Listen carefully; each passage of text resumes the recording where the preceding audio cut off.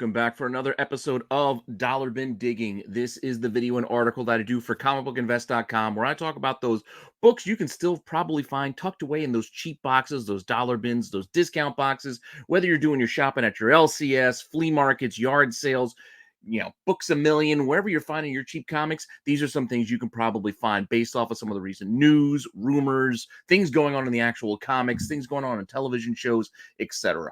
Hopefully you're enjoying this series as well as everything else here on the channel. Please let me know what you think in the comments down below. Make sure that you like, you subscribe, you hit the alert button so you don't miss anything. Keep telling your friends so we can keep growing this channel.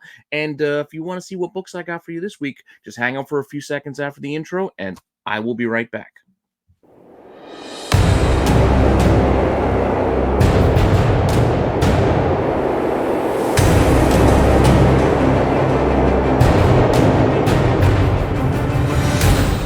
All right, so to start us off, we are going to get right into it and go right into the comics as we did last week. This is some stuff that came out this week that kind of ties back to some first appearances of characters that you might find interesting, that you can go digging for when you go to your shops or do your hunting this upcoming weekend. We are going to start off on the DC side of things this week and check out Action Comics number 1071. This is the second part of Phantoms. So we've got Superman, we got the Phantom Zone, we got a lot of fun stuff going on here, including a giant spider that we were once promised in that John Peters version of Superman that we never got from Kevin Smith. But still, his crazy idea of a giant spider is brought here, even though they kind of reused it in Wild Wild West. We finally get it in the comics. That said, just going back, I'm actually going to show you last month's issue, the last issue 1070 for our first pick, because, the whole series of Action Comics has been following basically this whole crew of super men, women type characters. So this entire group from, John Kent to Krypto to Natasha Iron, Superboy, etc., have all been kind of featured throughout this run for the last few dozen issues. So it didn't matter which one of these I was showing you. So I'm showing you last issue because we got a better shot of an image that I can show you for Colin Kennan. I don't know if I'm saying his name right, but this is the Superman, China's Superman, and he's been around a while, but his first appearance is trickier than you might think. Don't just rely on people listing things on the internet and on eBay, because a lot of them are wrong. So with that said, let's just kind of clear things up and actually look at the books and look inside these stories and make sense of this. So with that said, this version of Superman, Kong Kennan, because, in China, the name is reversed. You do your surname. Anyway, not going to get into that. Now, realistically, this character did not appear until his solo series, New Superman. So New Superman number 1. Yes, there are a couple of covers for this book. This is part of Rebirth. It's a brand new title. This came out in July of 2016. This would technically be the first appearance of the character as we know him. So here we go. This book is very, very cheap. You can see here as copies sell for $2, $1.96, either cover. Asking prices aren't too far off. With a copy listed, buy it now for $1. Another one listed for $2.24. It's not an expensive book. So if you wanted to grab Ken Kong's first, you can very easily. Take them, bury them away, stash them. Now, he gets oftentimes confused with this character, which is Superman Zero. Now, this was China's first attempt at creating a Superman that appeared in that Batman and Superman title that everyone points to as being Ken Kong's first. But this isn't the same guy. It's a different guy. So everybody points to the final days of Superman, this Batman Superman 32 is the first appearance of Ken Kong. That's not right. That's not right. This is a different character. This is Superman Zero. He's in a test tube here. And all we're getting here, too, is this test tube, pretty much panels. Not much goes on in this. You might break out at the end of this issue, but you don't get a lot of the character in here. The point being, this is a different character. This is Superman Zero. So this is, again, their first attempt. Now, this book, it got heat, got a lot of publicity, got a lot of push back in the day. So it still has some lingering prices where, sometimes it can sell for $6. Other times it sells for $1.15. And other times you might be able to get a 9.6 for all of $9.99. So yeah, it doesn't sell for all that much. Asking prices, you might have some of those lingering prices. You can see here, $8, $9. Newsstand looking for $21, $24. Yes, there are newsstands, so you might get a premium for that. Something to keep an eye out for. But That is the first appearance of Superman Zero, not Ken Kong. He doesn't become the superhero as part of the Great 10. This character, who was introduced in Batman Superman, becomes a villain. He becomes Emperor Superman as you follow his storyline, and it's somebody completely different. You can see here Emperor Superman. It's a cool look. Gotta dig it. But he first appears, I guess, as the Emperor Superman here in April 2016 in Superman number 51. So inside Superman 51, you kind of get this idea of him like teased, really. Like this is before even that last issue. So yes, we can call it a cameo. You call it what you want, but Superman Zero, Emperor Superman, whatever we want to call him, he actually appeared before that other issue, just silhouetted in a test tube. But that's him. I mean, so if you want to go buy test tube comics, this would technically be the first. So this would be his true first, whatever we want to call it. I know that's Topher's term, but it is what it is. So just know what's inside these books. Now, this Superman book also sells for basically nothing. So you can go find these things and go tuck them away in a box and pay basically $2.99 for them because that's what they cost online. I'm not telling you to even spend $2.99 online. I'm saying go dig them out of a dollar box at a shop near you. Available copies, yes, $3.40, $1.50. And hey, look at that one. There's one actually listed for $14.39 for some reason because they're saying first Superman Zero, first Denny Swan. So, yeah, they're listed. Doesn't mean they're selling. They're only selling for $3. But that said, there's a character that you want to go and find. So, like I said, though the Emperor Superman that Superman Zero becomes isn't even in that Batman Superman 32. He actually first appeared here. Granted, cameo, whatever you want to call it. Just know what you're buying. But neither of them are Ken Kong, who doesn't show up until his own title with that new #1. So, with that said, also in this Action Comics run that we've gotten, this is going into the Phantom Zone, and we are going to be dealing with the Phantom King. I believe that's who this shadowy character is that just showed up in this past era. I mean, I didn't get the, a good panel revealed to share with you, but I believe this is who we're looking at here. So we're looking at the Phantom King, who's, I guess, going to be in charge of that giant spider that ends up attacking the crew there. But Phantom King's been around a little while. He actually first appeared back in 2012 in January, way back in the New 52 version of Action Comics. Remember when Superman was just running around in blue jeans? Yeah, that title. So, Action Comics #5 was our first foray into the Phantom Zone to find out that the Phantom King, who was the first person put into the Phantom Zone, we can see him here. Granted, we don't get all this backstory in this issue, but he is in multiple panels. He is throughout the issue with another, a few other people from the Phantom Zone. But there he is, all bandaged up. He kind of looks like Hush with a cape and a bubble on his head. But that's him, right there. So he's standing there. We got him in the panel down below as well. This is his first. Now, this book you can see copies have sold as recently as end of September for all of $5 or $1.30. So once again, not an expensive book, something you can find for cheap, something you can stash away, have some fun with it. Who knows? I know on the tax show, I made a big deal about Superman having a crappy rogues gallery because I still believe that to be true. He doesn't have a lot of great villains. Yes, Lex Luthor is an awesome villain, and I like Brainiac a lot. Those are two great villains for Superman. But when we start getting to the Doomsdays and even Zod, all right, but as far, I don't know. They're where they are. But here we go. Phantom King. Maybe they can make him into something more.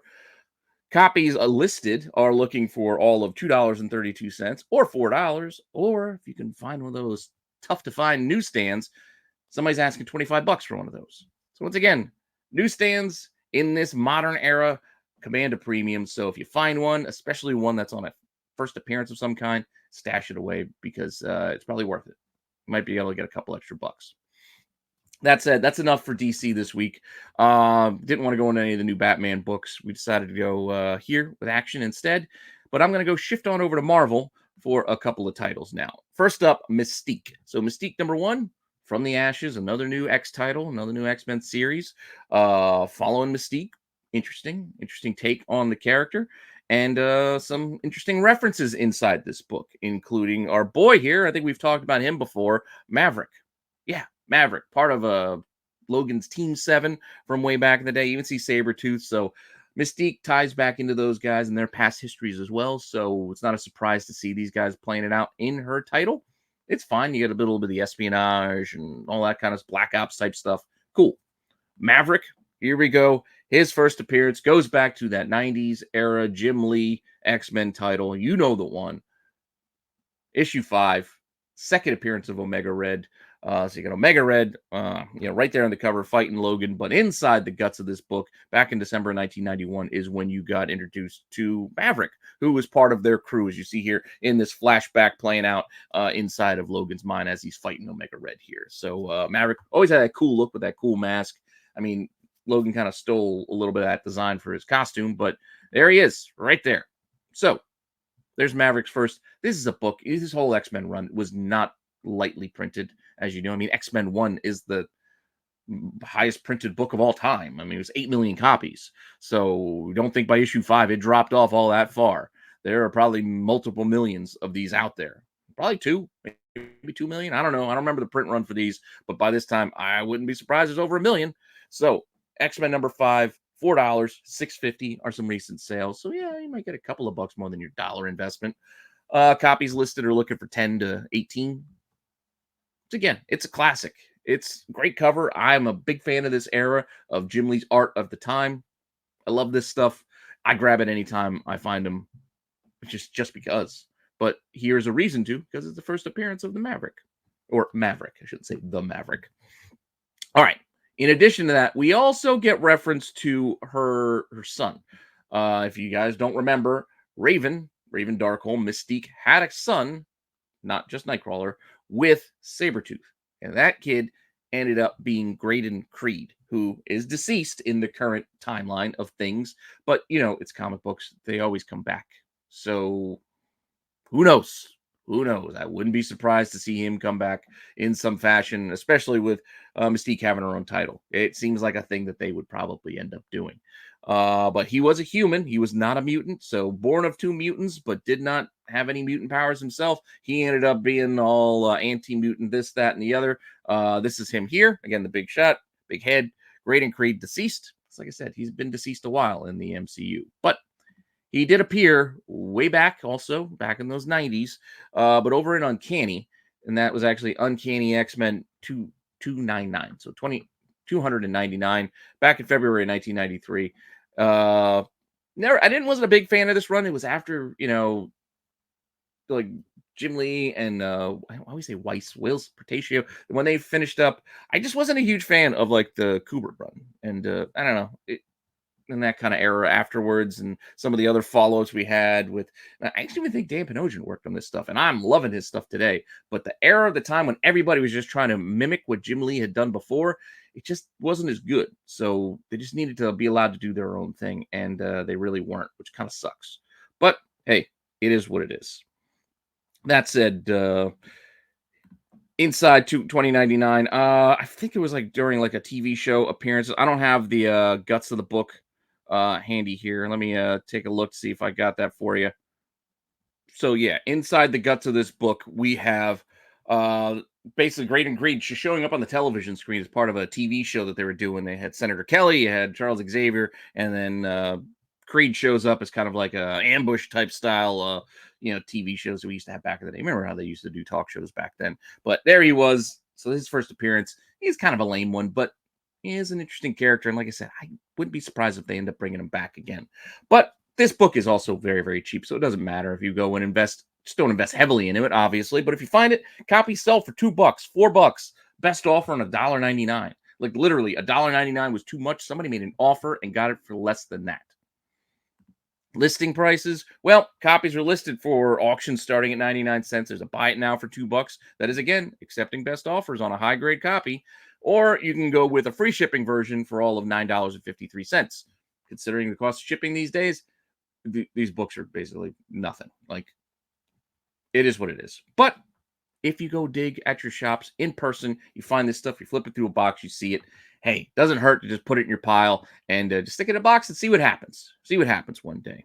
Now, with that all said, I didn't have this at the front. I decided I'm going to try something different and put it here in the middle of the show just for a quick second. So, for all of you who might be joining us for the first time or who may not have tried the app Whatnot, now's your chance to use my link below, my code below, to get yourself a free $15 to spend on whatever you want with whomever you want. You just try out the application, you try out their live auctions. They also have buy it now features too throughout the app, but you spend your free $15. That's it. No strings attached. You buy from whoever you want, buy whatever you want. You'll help out the channel and you get yourself something nice in the meantime. Now, if you're in the market for some of your storage supplies, your bags, your boards, boxes, top loaders, those little portfolios that you want to store some books in when you're traveling, any of those needs, you can get those over at BCW. You can use my link below, but definitely use my code RENA10 to get yourself 10% off. So, Rennavision's code RENA10, save some money. I mean, there's no harm in that. Might as well get 10% off your order if you're going to be buying that stuff anyway. So use the code, get yourself a discount, and keep your stuff safe. Now, we can move on to other books, and we're going to stick with Marvel and go over to Moon Knight. So we finally got the Fist of Khonshu #1. You remember this was teased by Marvel a couple months back. They gave that secret release. Finally, the book is here. So Mark Spector is back. Blood Hunt's over. All of that craziness is done. Now we've got Mark Spector back sort of in this title. Granted, inside this book, I'm going to show this one panel that just kind of references characters of the past. A lot of the issue is Mr. Knight, who, again, that version of the character, and that book's already a little expensive. Probably got to find it at a dollar box. But just going through the story as they're giving some flashback story action, this gives us some characters we could talk about that, hey, who knows? Maybe they bring back into the storyline at some point. But beyond this, they're not in this title. To be fair, it's just a jumping off point to give me an excuse to talk about some of these lesser known and forgotten about type characters. We also have the movie Venom coming out, and we're not entirely sure which symbiotes are going to show up. We're thinking Scream, we're thinking Toxin. We know those alien hunter, the symbiote hunters are also in there. Who knows? And who knows where they're going to go from here. But back in the background here, we did have Agony. Now, Agony has been around a while. So the symbiote for Agony goes all the way back to when they decided after Carnage to make a whole slew of new symbiotes. That was during Venom Lethal Protector. In issue 4, not only we get introduced to Scream, but we got introduced to this whole crew in 1993. So you had Lasher and Dasher, Dancer, and Prancer. I don't remember all their names. But Agony, there she is, the purpley one up there in the top corner. I think Lasher's the green one. Riot was also in the middle. He was the villain in the first movie. And I forget who the yellow dude was. But anyway, this crew here, and again, there's Agony, first showed up in this issue. Granted, just as this splash at the end of the book. So at the last page splash, that's where you're getting it. This book has had its highs and lows. It's been on the spec cycle before. So copies have sold for recently for $3. There's also a 9.4 that sold for $23.41. It's less than the cost of grading. And copies available are looking for $18 to $20.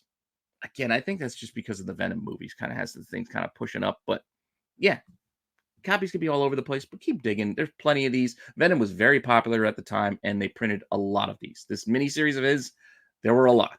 They made a lot. But we didn't even know what her name was, again, at this point. At this stage of the game, they were just other symbiotes, and we didn't even know who they were. It took all the way from 1993 to January of 2012 for us to get some of these things like clarified in the comics, I should say. I believe they made toys and everything that kind of named everything out. But here we go. In Carnage USA #2, we're introduced to, again, another carrier of the Agony bioweapon, they're calling it, but it was a symbiote. Right here, this time, this dude's got it, this James Murphy.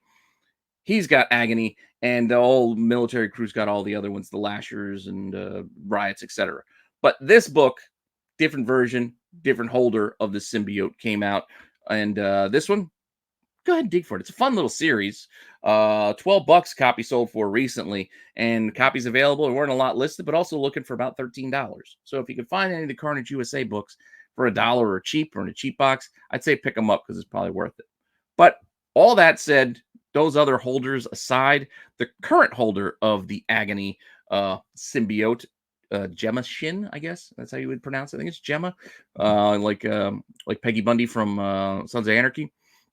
But she first appeared very recently, only within the last couple of years, in September 21, during the Extreme Carnage uh, event, whatever you want to call it. This was Extreme Carnage number 6. Yes, the title says Toxin across the front of it, but this is technically Extreme Carnage issue 6. So it's Toxin 1, whatever. Marvel's weird. That said, inside the guts of this book, we're introduced to the new version of Agony here. Bam, there she is, in all her glory. And this is a book you can find in those overstock, recent release type of deals where you're getting it at a discount, maybe half cover, maybe $1, maybe less even. But copies of this have sold for $3 and $10 somewhat recently. Yeah, look, one of them got out in a Walmart pack. So apparently these are also in Walmart packs that you might find them. And then copies available are asking $3. Granted, the cover price is $4, so they're even asking undercover. Not an expensive book, but something you can go and find if you want to get your first of another symbiote carrier. Also, in that image that I showed you before, showing the flashback, yes, we got Rhino in that Moon Knight. You got John Walker. But see there in the background? Yeah, that's Electro. And this is also referencing Devil's Reign #1. Remember that storyline. Wasn't bad, but there's Electro or Electra, whatever you want to call it. She had a couple of different names as she went through because, yes, this is the female version of the character, but it is Electro. She's been around a while. She's been around since 2016, actually. So almost 10 years already. Can't believe how time flies. But in this issue of Amazing Spider-Man number 17, there she is, right on the cover, too. So you don't even have to go digging inside. There she is, Alex Ross cover. Pretty cool. There's our first Electra. I forget what her name is, like Francine or something like that. I don't know. Maybe I'm wrong. I'm just going off the dome there. But the female version of Electra, this had a time. It had its moment in the sun. But today it's $2.50, $10 too. So copy did sell for $10. But then another cop. Oh, wait. That said a lot of 8 copies were $10. Okay. So it doesn't have its day in the sun anymore. That's 8 copies for $10 and 1 copy for $2.50. And then available copies are looking for $2.35 or $3.60. This is a cheap book, and yeah, one you can go and find. But it's still, I mean, Electra's name still carries weight with me. It's a different version of the character now that she's the villain. But hey, it's still Electra. I don't know. Can't hurt for $2, $3, or $1 if you find it in a dollar bin. Just go digging for it. Now, one more, going over to the indie side of things. I know I did 2 Marvels today with 1 DC. Now we're going to shift on over to the indie side of things. Well, Skybound, because you guys know my feelings on Skybound. I'm loving the G.I. Joe universe, the Energon verse. So, wrapping up Destro. I haven't got to cover these because I wasn't doing the Dollar Bin series for a while, but kind of as a whole, kind of going back. That's why I did Scarlet last week. Today I'm doing Destro. But Destro 5 wraps up this week, and inside the guts of this book we have a couple of characters we can go back to, starting off first with this guy right here, Scrap Iron. They actually just released like a not a 2-pack but like a deluxe size figure like within the last year or so on the G.I. Joe classified side of things of him. Pretty cool figure. But there he is. Scrap Iron goes all the way back in the day to the original Marvel run. Yeah, he's kind of seems just like a Cobra goon, extra dude, villain, cannon fodder, but they kind of give him a character here. They kind of give him an interesting take in this current Destro series. So they made him more than just henchman, if you will. But his first appearance actually has a really cool cover. And that is this G.I. Joe 43, which I always grab just because of that skeleton cover. It just grabs your eye, and it's just it's pretty cool. But inside the guts of this book, we do got a couple of firsts, I believe, beyond just Scrap Iron. But there he is, Scrap Iron, sitting there with Firefly. They're talking about, is it Buzzsaw? I think it's Buzzsaw. But anyway, first appearance there, Scrap Iron. Oh, there he is. Riding on the back of a little 4-wheeler ATV. Yeah, it's not the manliest thing in the world, but there he is. They got a bunch of rockets and missiles. That's kind of cool. But this book does go for $4 to $15. You can get a couple extra if you find one of these. Again, I think it's because it's an awesome cover. Copies listed available: $4.60, $9, $11. Yeah, not too bad for your first for Scrap Iron, right? And again, people just sell it for that skull cover, but Scrap Iron's in the guts. That's why I'm pointing it out this week. Apart from that, also part of the crew inside this Destro book, and granted, she has been here for a few issues of the series, and I feel like they may be taking this character in a different direction. because it's going to be a little convoluted just for a second. Not quite last week's Green Lantern convoluted, but here we go. And that's Chameleon. I don't know if you see her right here with that big sniper rifle. She's part of the crew along with Mercer and Scrap Iron. They're helping Destro fight all the Crimson Guard that the Tomax and Zaymont got rushing at them. But anyway, Chameleon. Now, in this book, Chameleon is being played by a character called Astoria Carlton Ritz. She's in disguise here and there, so it's kind of ties into the character we're going to go back to. But in this era or this realm, she just showed up just a few issues ago. So just to put it out, Destro 2 is when she first showed up at the tail end of the issue. Destro was going to see his secret hidey hole place where he talks to his ancestors. She tracked him there and tries to take him out in issue 3. But right here at the end of issue 2, they show her, reveal who she is. Chameleon, got that huge, looks like 50 cal sniper rifle. Boom. And there she is. But the character name of Chameleon not only goes back to, I think, one episode of the show way back, the original cartoon, but also goes back to the was it IDW or was it Devil's Due run of it? I can't remember, but it goes back a ways. But that character of Chameleon was played by a lady who at the time was going by Erica Lee Teen? I don't know if I'm saying her name right, but it was a different name. Are these two the same? I don't think so, but kind of, sort of, maybe we'll see. I don't know. But just to kind of further convolute things, this character here goes back to April 2009. Yeah, this is that Chuckles series. This is IDW. Chuckles is kind of like a special agent. She is also like an undercover agent in this. And they meet, etc. It's not quite a kid story, so it's a little bit on the saucier side, if you will. Interesting story, interesting read. But this is where she first appears here. Granted, we don't get the full reveal of who she is or her name or any of that until a little bit later, but this is her showing up first in this second issue of G.I. Joe Cobra. This is a book that goes for $2 or $3, 2 covers on it as well. I only showed you the one. Copies available, looking for $7 to $8. Again, not an expensive book, one you could find out there. Now, later on in the second run of this G.I. Joe Cobra series, so G.I. Joe Cobra 2, in the next year, we get a little bit more.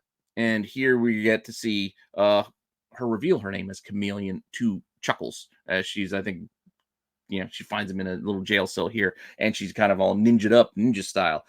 Granted, we learn a little bit more about her backstory and who she is and how she's undercover, and they chose her because she can pass for the Baroness, and then we have a whole thing with the Baroness inside.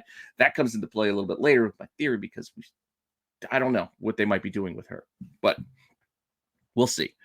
Chameleon here in this second issue after revealing her name. This one goes for $6 to $14. It's a pretty cool. I think it's a Howard Chaykin cover here on this one I'm showing you here. There is another option, as you see there. You can go for $3 to $4. It's a very cheap book, but it's really a name reveal, because I showed you she's been around for a few issues and earlier in the series, but you're kind of learning more about her. And first time she drops that name was in that issue.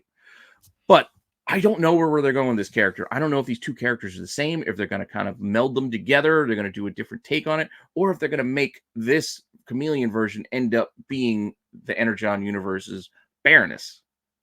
I don't know.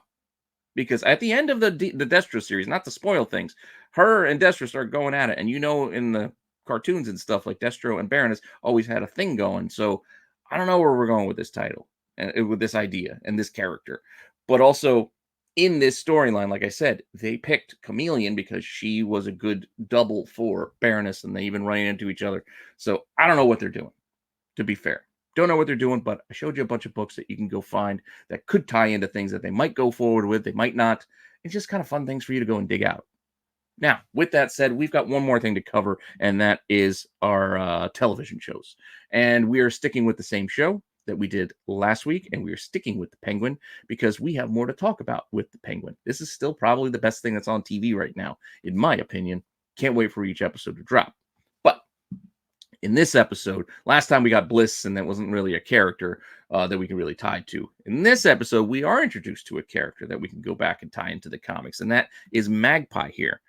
Granted, it's not quite the same as she was in the comics, and there's probably no real longevity in the character. If you've seen the episode, you know what I mean. But Magpie here is part of the flashback of Sophia Falcone in Arkham. and she's kind of like a fellow inmate that was kind of maybe possibly, I don't know, Sophia could just be paranoid, but who knows? I don't want to give anything away, so I'm going to just drop that where it is. If you know what I'm talking about, you do. If you don't, please go check out the show and go check out the episode. Now, Magpie in the comics, yeah, she had a wild look, and it's not just these glasses. You'll see when we go back later with the crazy triple hawk or whatever the hell that thing was.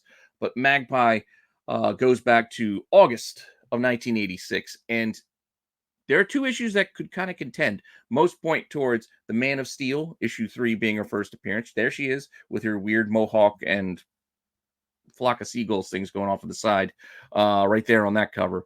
But this storyline is also referenced in their next book. But this one first, if you can find Man of Steel number 3, you're looking at anything from $4 to $10.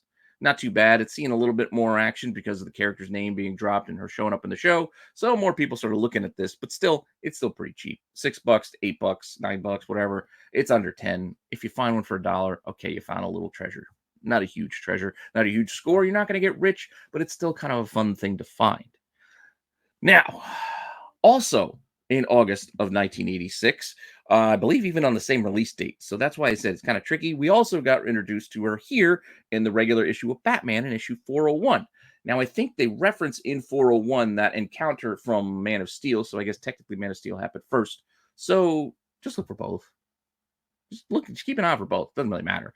But there she is. Her name is Magpie. She's right there on the cover, so I don't even have to show you the guts of the story. She's like a jewel thief, and then Robin's kind of helping her get captured in this one.